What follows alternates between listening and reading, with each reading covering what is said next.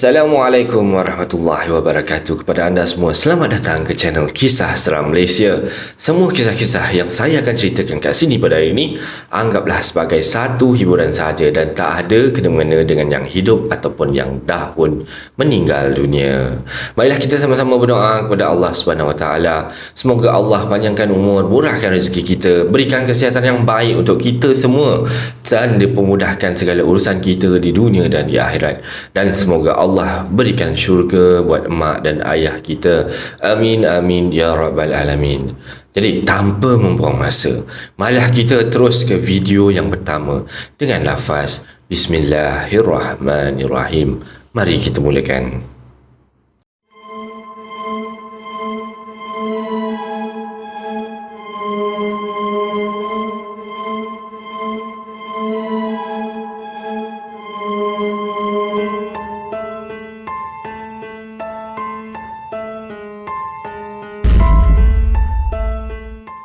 Untuk kisah-kisah seram Malaysia pada kali ini, cerita yang saya nak ceritakan adalah cerita berkenaan dengan patung. Patung. Siapa yang rajin main patung ataupun ada simpan anak patung ni? Cuba korang tengok dia sekarang kat mana patung tu berada. Baiklah, tanpa membuang masa, mari kita teruskan cerita dia, ya. Baiklah, pengalaman seram yang berlaku yang saya nak ceritakan ini adalah berlaku sekitar tahun 2006 macam tu.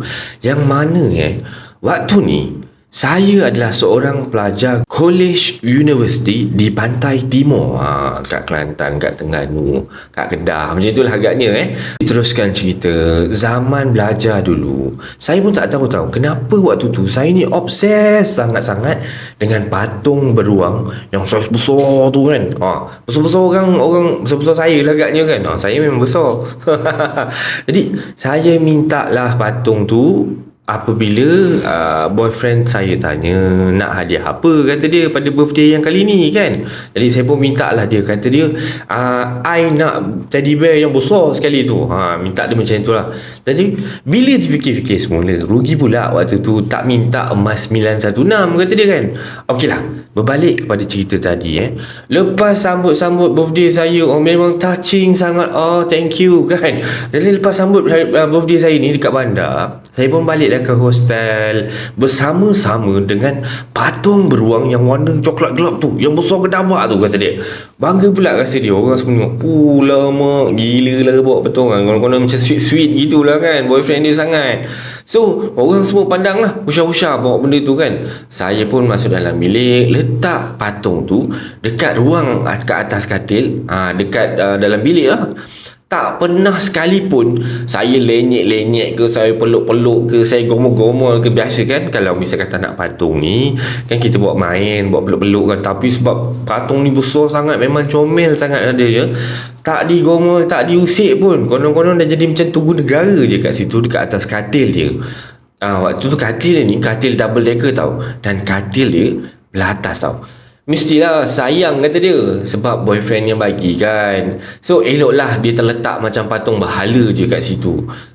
Ni bahaya sebab apa yang abang tahulah berkenaan dengan patung ni, sebenarnya kita kena, kalau kata kita nak main ataupun kita nak menyimpan patung, kita kena buat main, kena penyek, kena bijak, kena campak-campak gitulah kan, seelok-eloknya kan. Untuk pengetahuan semua, saya ada satu lagi patung beruang tau. Warna dia pink. Dia pun sama lah, saiz orang dewasa juga, besar macam tu. Tapi yang ni tak apa comel, dia agak macam lepeh je kan. Dia ni taklah segebu-gebas macam yang baru saya dapat pada hari jadi tu. Setiap hujung minggu pula, saya memang akan balik ke rumah mak, ataupun balik rumah mak ayah lah kan, sebab tengah free time. So baliklah rumah sana. Sebab pula rumah tu pun dekat dengan kolej. Memanglah kalau tak balik nak jadi apa? Jadi anak derhaka kan? Tak boleh, jangan. So kenalah balik. Jadi apa-apa yang jadi dekat hostel tu, cuma saya akan tahu bila dah balik daripada cuti tu. Maksudnya kita balik, dah masuk hostel tu, orang baru tu, ada cerita macam ni, cerita-cerita macam ni lah kan. So waktu cuti tu, kali tu lah punya cuti, saya masuk je dalam bilik, saya pelik tau. Pasal pula patung beruang saya tu beralih-alih tempat kan. Patut kan saya letakkan, kata tadi saya letakkan ke atas katil. Tapi yang ni dia boleh beralih tempat pula. Daripada ke atas katil tu, dia pergi ke kerusi study dekat ujung katil tau. Ini dah macam orang kata mengundang kemarahan, kata dia kan. So rupa-rupanya roommate saya ada tumpangkan seorang budak. Dan budak tu tumpang dalam bilik saya ni boleh kena histeria pula. Alamak, tidur kat bilik kita orang pada hari Sabtu malam gitu. Dan part yang paling menakutkan, bila roommate saya cerita balik lah, budak yang histeria tu nampak tau patung beruang saya ni bertukar jadi seorang perempuan. Rambut dia panjang sangat, pakaian putih kotor tau, bersalut-salut dengan tanah lah macam tu kan. Tengah duduk dalam posisi memeluk lutut. Macam mana memeluk lutut? Duduk cangkung je, dia peluk lutut macam tu lah Tapi orang kurus dia boleh buat. Orang badan besar macam saya tak boleh kan. Dia tak bercantum lutut tu nanti kan. Okey, bila saya dengar cerita macam ni, ya Allah, terus meremang tau. Seram sejuk rasa bila dengar cerita yang roommate ceritakan ni lah. So nak pula waktu tu saya pun tidur pun kena kacau juga tau. Start pada malam tu bila dengar cerita macam tu, saya dah, mungkinlah salah satu psikologi efek daripada dengar cerita daripada kawan ni kan. Saya pun asyik terasa-rasa je macam ada orang pandang lah, macam bila pandang patung tu rasa macam something else somewhere lah macam tu kan. Dan bila tidur pula saya macam kena, orang kata kena ganggu je. So telinga saya waktu malam tu dapat dengar bacaan Al-Quran tau, yang roommate saya ni pasang dekat laptop. Tapi dalam masa yang sama saya dengar tau ada suara lelaki yang garau marah-marahkan saya tau. Tapi dalam bahasa apa, saya dah tak dapat nak agak dah bahasa apa yang dia pakai. Tapi bila saya paksa diri saya untuk nak bangun daripada tidur lah, saya dapat dengar tau yang suara lelaki tu cakap, "Kau jangan bangun, kau jangan bangun." Macam tu tau suara lelaki tu cakap. Baru saya dapat dengar dengan jelas. Dia kata, "Kau jangan bangun, kau jangan bangun." Macam tu lah. Waktu tu memang seram gila. Saya dah rasa macam, apa hal pula ni kan? Kenapa ni? Dah mula start lah pandang ke kiri kanan. Sampai sekarang saya ingat lagi tau, dia marah saya dengan ayat tu. Dia macam berulang. Bila kita dengar macam tu, saya sampai dalam telinga tu bunyi macam berdesing tau. Bila cerita kat roommate saya apa yang terjadi, dia nasihatkan saya pula lah. Dia kata, kau bawa patung kau dua-dua tu pergi balik rumah mak ayah kau lah, supaya kita orang kat sini, kita kan datang sini nak belajar. Kalau boleh nak elakkan daripada kena gangguan-gangguan macam ni kan. Tolonglah, please be considerate sikit lah kan. So patung kau ni 2 ekor ni, pergilah bawa. Nak simpan boleh, tak ada masalah pun, kita orang kat sini. Tapi kau simpanlah kat rumah mak ayah kau. Jadi kita orang kat sini tak nak lah ada gangguan-gangguan kan. So waktu tu bila dah dengar dia orang semua macam agak memujuk jugalah kan. So saya pun okey je lah kan. Kalau dia marah-marah memang saya buat bodoh, biar kau kena kacau kata dia kan. Okey, saya sambung cerita. Sebab saya fikirkan takkan benda tu nak ikut balik kan. Sebab konon-kononnya kalau dah letak kat rumah mak ayah, hantu-hantu ni tak adalah ikut dia ataupun mengganggu dia balik. Tapi sebenarnya itu adalah kesilapan yang paling besar saya lakukan. Dan pada malam tu saya bawa balik patung beruang tu lah. Saya baru lepas bergaduh dengan boyfriend saya tau waktu tu. So dalam pukul 12.30 malam macam tu, tengah orang kata terseduh menangis seorang-seorang, saya terdengar ada suara orang tau ikut sama menangis. Terhenti tu saya punya seduh-sedan tu tau. Orang kata dah macam, siapa pula ni? Astaghfirullahalazim, bunyi apa pula tu? Bila saya nak tangkap daripada mana arah tangisan tu, bila saya tengok, senyap pula, tak ada bunyi terus. So saya memang tak suspek langsung bunyi tangisan tu datang daripada patung beruang yang saya ni bawa balik baru ni kan. So balik lagi ke rumah mak ayah saya waktu tu hujung minggu seterusnya. Dan patung beruang saya tu saya tengok masuk dalam bilik kan. Masuk dalam bilik dah tak ada pula dalam bilik kan. Saya pun cari-carilah kat mana patung beruang saya ni. Jadi saya pergi cari keluar, ke dalam, ke store, ke dapur, ke semualah. Cuma tak cari dalam bilik air je lah. Kalau tak dalam bilik air, jahanam lah patungnya kan. So bila cari-cari saya jumpa, rupa-rupanya patung tu mak saya ni dah bungkus siap-siap dah. Dah masuk dalam beg plastik cun-cun kan, letak kat luar rumah kata dia. So saya pun tanya dekat mak Mak, kenapa mak buang orang punya patung? Mak letak patung kat luar, kan kita sayang patung tu, kata dia. Macam tu lah kan. So mak saya pun buka lah story. This is how the story begin tau. So dia duduk seorang-seorang tau kat rumah waktu tu. Mak lah mak duduk seorang-seorang kat rumah. Dan waktu dia duduk seorang-seorang ni kan, dia macam selalu terdengar tau, macam suara dua orang lelaki tengah berbual-bual macam tu. Macam tu lah kan, terdengar. Tapi mak saya pula ni waktu tu tak dapat tangkap tau, apalah dia orang ni bual kan tau. Lagi satu, rumah saya ni dia macam end-lot tau, macam tu, end-lot. Dia bukan corner lot. Kalau corner lot, tepi tu dia kena ada tanah. Tapi kalau end lot, dia biasanya tepi tu terus macam ada jalan, jadi tempat orang boleh lalu lalang gitulah. Jadi kejadian ni berlaku waktu tu pada siang hari tau. Jadi mak ni tak suspek sangat-sangat lah apa benda-benda yang macam menyeramkan ni kan. So, dan mak saya mula-mula ingatkan suara tu suara orang-orang yang lalu lalang dekat lorong pejalan kaki ni sebelah rumah tu. Macam ada jalan lah kat situ, jadi orang selalu akan jalan-jalan kat situ. Jadi mak dia tak suspek apa-apalah. Tapi rupa-rupanya bukan tau. Sebab bila dia amati balik, suara tu memang datang daripada dalam rumah kita orang. So, mak dah tak sedap hati tau. So, bila dia masuk dalam bilik, dia menengok apa yang mencurigakan. Sebab sebelum ni, dia buka-buka pintu, benda yang paling menonjol dekat dalam bilik saya waktu tu adalah 2 ekor teddy bear ni lah kan, dekat atas katil. So, mak saya pun dah rasa tak sedap hati kan. Dia rasa bila dia pandang kat teddy bear tu, rasa dia macam rasa ada rasa sesuatu tau. Kalau ada benda ni kadang-kadang yelah, orang kata mak-mak punya sixth sense kan, dia lain macam sikit. Kalau buat salah kan, lalu sebelah dia macam boleh hidup. Ni adalah bau kesalahan ni, stop. Gitulah agaknya. Jadi bila mak ni tengok teddy bear tu, dia rasa macam ada sesuatu tak kena dengan teddy bear ni. Macam tu lah So mak saya pun ambil teddy bear ni, dia masukkan dalam beg plastik, dia bungkus cantik-cantik, siap tak nasib baik tak ikat ribbon ni kat atas tu kan. So dia letak lah dalam plastik tu dekat atas loteng tau. Loteng tu dekat atas bumbung lah kan.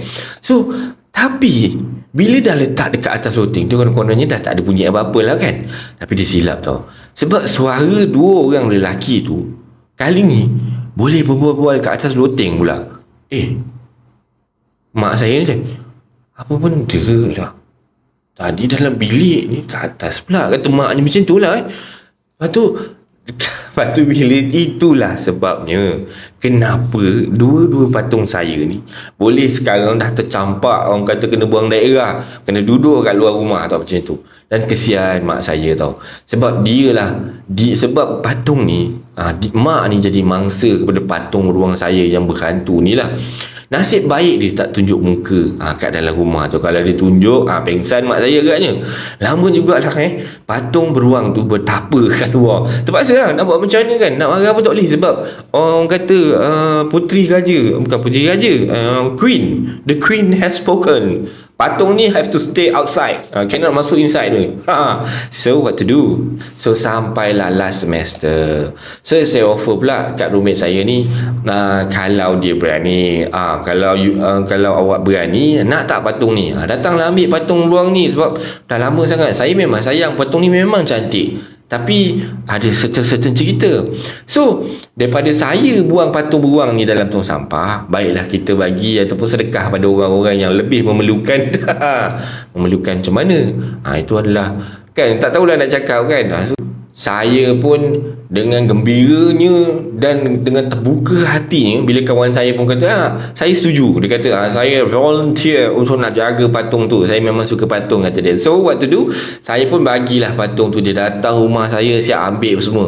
And guess what, roommate saya tu pun kena pengalaman yang sama macam mana yang saya kena, roommate saya kena, dan mak saya kena. Dan patung beruang tu ajuk tau cara dia menangis, samalah macam saya kena yang dekat dalam bilik apa tu kan. So tapi selepas tu alhamdulillah dah tak ada pula gangguan daripada patung beruang tu tau. Mungkin sebab roommate saya ni bagi anak buah dia pergi lenyek patung tu kan, kasih sampai lunyai patung tu. So hantu yang dalam tu pun tak tahan lah, asyik kena smackdown dia kata dia kan, dia pun keluar lah. Dan sejak kes patung beruang tu, saya dah jadi trauma dah nak beli anak patung beruang yang besar-besar gedabak ni.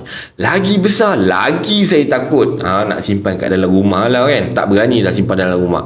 Sekarang pula saya pun dah ada anak, dan bila anak-anak saya minta nak beli teddy bear ni kan, saya akan pastikan patung beruang tu dilenyek habis-habis, smackdown habis-habis sampai jadi macam lempeng. Jangan sesekali jadikan perhiasan ataupun letak dalam almari ke, letak kat tepi katil ke. Jangan jadikan dia macam tokong kat situ kan. Atau biarkan patung-patung tu terpacak, tak diusik oleh sesiapa dalam jangka masa yang lama tau. Sebab yang menyerupai patung berhala tu, itulah yang paling disukai oleh makhluk-makhluk halus. Okey, ini adalah kisah seram Malaysia yang pertama. Macam mana korang rasa? Korang ada tak simpan anak patung? Kan? Cuba tengok kat mana anak patung tu berada sekarang. Cuba teka. Mesti dah tak ada kat situ kan? Okeylah, harap korang enjoy untuk kisah yang pertama ni. So, saya ada satu lagi kisah anak patung yang kedua. So, korang stay tune.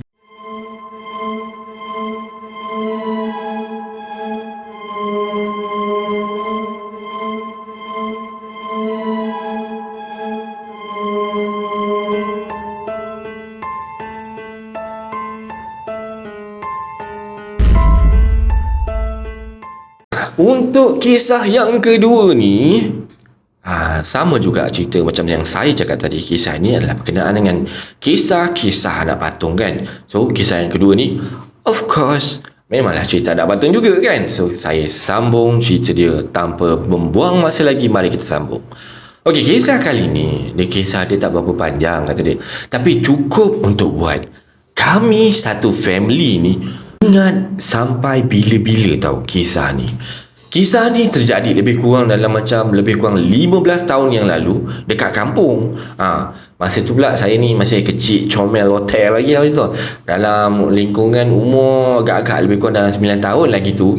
So sepupu sepapak saya pun ramai tau, umur yang lebih kurang dengan saya. So saya ni ramai kawan lah. Walaupun cerita ni dah terlalu lama, tapi masih lagi saya ni ingat cerita ni macam kisah ni baru je semalam terjadi tau. Okey, kisah dia macam ni. Saya ni ada seorang makcik tau. Kita panggil Mak Usu. Mak Usu ni biasanya orang kata makcik yang paling manja sekali lah gitu kan. Yang paling comel, yang paling manja dengan nenek kita lah kan. Mak Usu lah tu lepas dah bertunang, suka sangat tau dengan anak-anak patung. Waktu tu kita orang semua pun macam pelik juga. Tak tahulah kenapa Mak Usu ni boleh suka sangat dengan anak patung tau. Tak kisahlah anak patung tu kecil ke, anak patung tu besar bapak ke kan. Macam-macam rupa anak patung yang disimpan tau. Semua ni jenis yang berlainan lah. Ada yang teddy bear, ada yang Annabelle, Tinkerbell, apa benda bell, semua ada lah kan. Semua jenis-jenis anak patung ni semua maksud saya simpan. Dan boleh dikatakan semua anak patung dia ni agak creepy tau, agak menyeramkan tau. Dan satu masalah maksud ni, dia ni suka kumpul anak patung banyak-banyak kan, macam saya mention earlier. So tapi dia tak pernah main ataupun usik pun anak-anak patung tu. Katanya dia buat ni sekadar hiasan je. Hiasan pun tapi bukan kat rumah dia tau. Yang menjadi mangsanya adalah kat rumah atuk. Ni rumah arwah atuk lah, dengan opah saya tau. Dan family kita orang ni pula jenis yang akan balik kampung bila ada kenduri je. Maksudnya memang jarang-jarang sekali balik lah. Ni kita orang kata secara indirect nak mengatakan jarang-jarang balik lah. Kalau balik ada kenduri, kau ingat setahun tu ada berapa kali kenduri? Kurang-kurang pun 2 tahun sekali baru ada kenduri kan. Alright, so kita sambung balik cerita. Kalau balik saja-saja tu memang jarang sangat. Sebabnya kat kampung ni dah tak ada sesiapa. Betul juga kan, tak ada siapa nak buat pun nak balik. Orang kata nak balik selalu-selalu, balik kadang-kadang kemar-kemar rumah kan. Tapi sebaiknya lah ni abang cakap je lah abang orang kata kalau rumah ni sebaiknya jangan tinggalkan terlalu lama. At least lah sebulan sekali balik, kemas-kemas sikit kan, buang-buang habuk. Jangan sampai lama sangat tak ada orang duduk, nanti ada benda lain yang duduk. Kita sambung cerita lah. Arwah tu dengan opah saya ni duduk dengan Pak Long dekat Shah Alam tau. Okay, firstly Ada satu masa tu, semua orang ni, maksudnya saudara mara, sepupu, sepapat, sepepet semua ni balik kampung tau. Sebab nak bincang-bincang hal mak usu yang dah nak bernikah ni kan. So balik pun dalam 2 hari je gitu tau. Rumah kampung ni jenis yang 2 tingkat tu. Maksudnya ada satu ruang bahagian bawah, yang atas tanah tu tapi bersimen lah kan. Dan ada satu lagi bahagian atas rumah yang orang kata kena naik tangga sikit. Kita kalau jalan atau berlari atau tu gerang bunyi tapak kaki korang yang berlari tu kan. So satu lagi bahagian atas lah, macam saya cakap tadi, bilik air pula luas. Sebab dalam bilik air ada kolah besar. Macam sama rumah nenek saya je kan. Rumah nenek saya pun ada tau gitu. Jadi kami yang budak-budak ni memang suka sangat mandi ramai-ramai sebab boleh berenang-renang lah dalam kolah tu. Itu lepas tu kena marah lah ke nenek kan. Dah berkubang dalam kolah nenek. Memang. Jadi sambung cerita dia. Tengah syok-syok, kuat terlentang butterfly lah apa benda kan. Tiba-tiba seorang sepupu saya ni, nama dia Lin tau, rasa macam ada benda tau dalam kolah tu. Dia macam terpijak sesuatu lah. Dia pijak. Rasa macam lembik tau. Dia dah biasalah kalau perempuan memang dah terjerit dulu sebelum kata apa. Rasa macam lembik, rasa berbulu macam tu kan. Dan bila Lin angkat tau, dia angkat, rupa-rupanya dia pijak anak patung. Tahu macam manalah anak patung ni boleh ada dalam kolam pula. Yang ini anak patung maksud pula tu kan. Jadi waktu tu semua dah rasa macam macam dah takut lah kan. Sebab yang pertama adalah macam mana patung ni boleh masuk dalam bilik air, berenang dalam kolam pula tu kan. So elok je tenggelam anak patung dia tau. Yang kedua pula, sebab Mak Usu ni pernah pesan tau, jangan sesekali usik anak patung dia.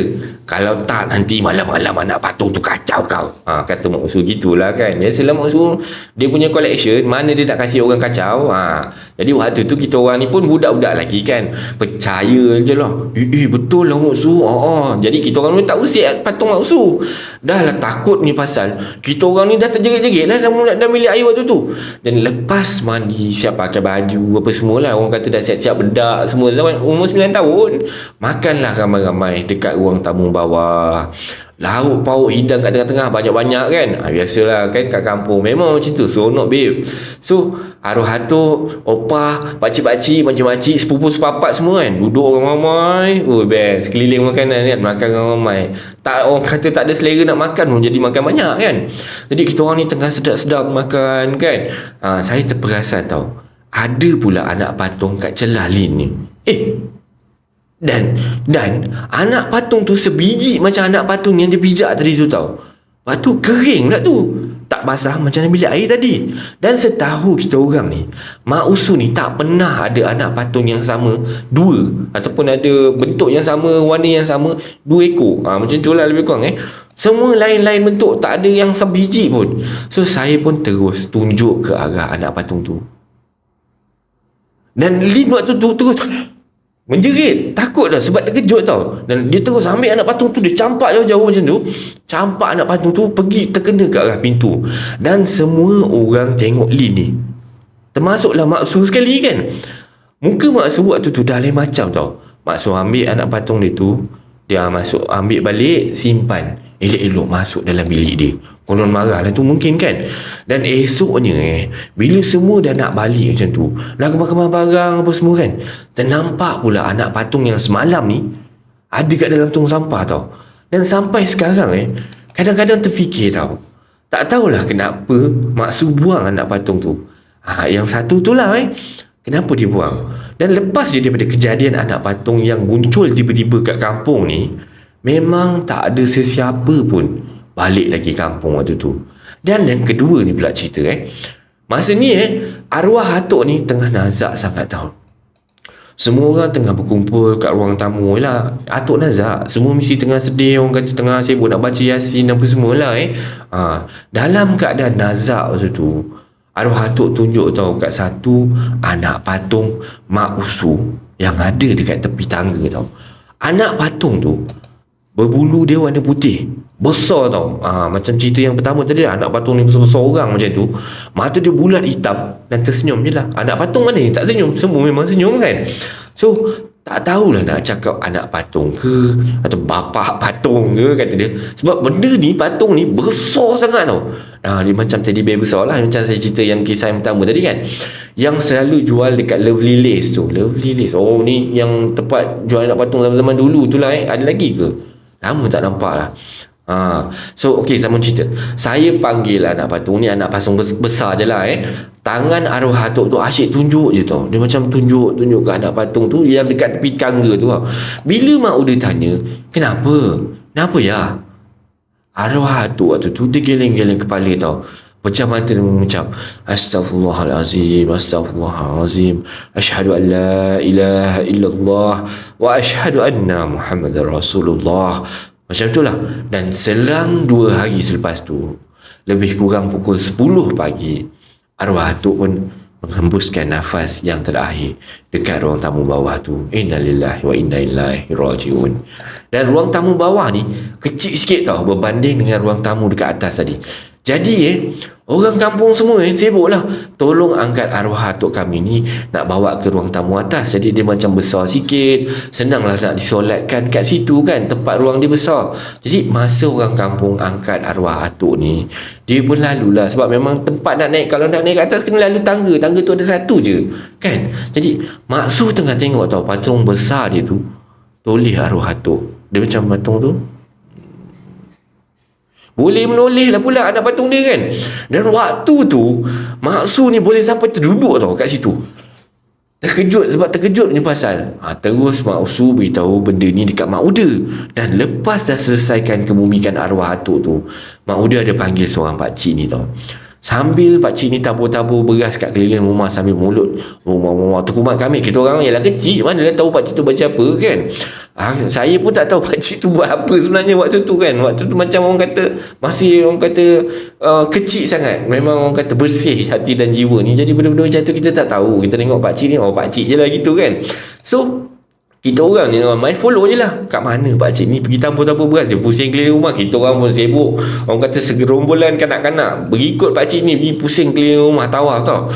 So sampailah pakcik ni kat patung besar yang kat tepi tangga tu. Pakcik tu tabur beras tiba-tiba mata patung tu boleh terkelip-kelip kau, kata dia. Ya Allah, kelam kabut kita orang ni semua, yang kita orang yang ada dekat situ, astagfirullahalazim, berlari lah semua kan, budak-budak lagi. Dan selesai sesi tabur menabur ni, pakcik tu suruh kita orang ni buang segala anak patung yang ada kat dalam rumah ni tau. Tapi lebih elok, kata dia, kita bakar je, macam tu kata dia. Katanya kalau kita simpan patung-patung macam ni, satu, malaikat tak masuk rumah. Betul. Kalau kita simpan dan buat dia sebagai tugu ataupun sebagai orang kata perhiasan dia, malaikat dia tak nak masuk rumah kita tau. Yang ditabur-tabur tu apa benda waktu tu kan hari dah semakin senja. Kami yang budak-budak ni tengok je tau pakcik-pakcik, makcik-makcik bakar lah semua, main bakar-bakar. Yelah, bakar anak patung tu lah kan. Itulah pada anak patung dia yang besar, anak patung Mak Usu yang besar warna putih tadi.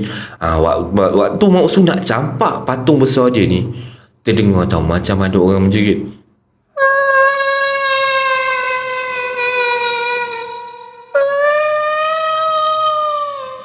Halus dan nyaring tau bunyi tu. Dan sejak daripada hari tu, Mak Su ke ataupun sesiapa di antara kita orang ni tak pernah main ataupun beli dengan anak-anak patung lagi tau. Dia dah jadi macam satu trauma tau buat family besar kita orang ni. Pak Long sekeluarga pun duduklah kat rumah arwah atuk dengan nenek kat situ. Dan bawa opah sekali terus tinggal kat rumah kampung. Opah pun of course lah lain dia happy. Memang ke rumah tu orang kata banyak sentimental value. Rumah di mana dibesarkan anak-anak, rumah dia kenangan bersama dengan arwah atuk kita orang kan. Kita mungkin kadang-kadang kita tengok opah kita senyum je, tapi sebenarnya kita tak tahu apa yang opah ataupun nenek ataupun atuk kita yang fikirkan tau. Sebab kadang-kadang orang tua ni dia fikir panjang. Kadang-kadang dia terasa hati pun dia tak cakap banyak, dia diam je tau. Jadi bila dah kita Pak Long ni bawa keluarga duduk kat rumah nenek dengan atuk ni sebab tak nak bagi tahu rumah tu kosong, tak berpenghuni tau. Kalau dibiar tinggal lama tanpa ada yang jaga, ada benda lain yang akan menghuni.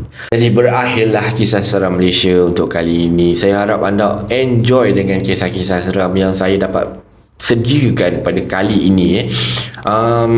Tapi sebagai orang kata moral of the story untuk cerita hari ni, pada saya kalau nak main patung boleh, tak ada masalah, main je lah kan. Cuma boleh je beli simpan, tapi kena main, kena orang kata bagi anak tu pijak-pijak, bagi saudara mara main, tarik tangan, tarik kepala dia. Gitulah yang sepatutnya. Sebab saya ada dengar kata ustaz, kalau macam mana yang kita dengar tadi dalam cerita ni, ustaz cakap benda yang sama. Kata dia kalau anak patung ni kita tak boleh simpan, orang kata jadikan dia macam biar dia cantik je dalam almari. Tak kira lah patung figure yang kecil-kecil tu kan, Ultraman Taro ke ataupun G.I. Joe ke apa-apa, zaman saya G.I. Joe lah kan. Jadi jangan biarkan dia jadi macam perhiasan je, kita kena main. Jadi okey, kita berakhirlah kisah seram Malaysia. Sebarang komen, like dan share daripada anda semua amat-amatlah dihargai. Terima kasih pada yang dah subscribe ke channel Kisah Seram Malaysia ni, dan yang masih belum tu, bantulah saya dengan menekan butang subscribe tu.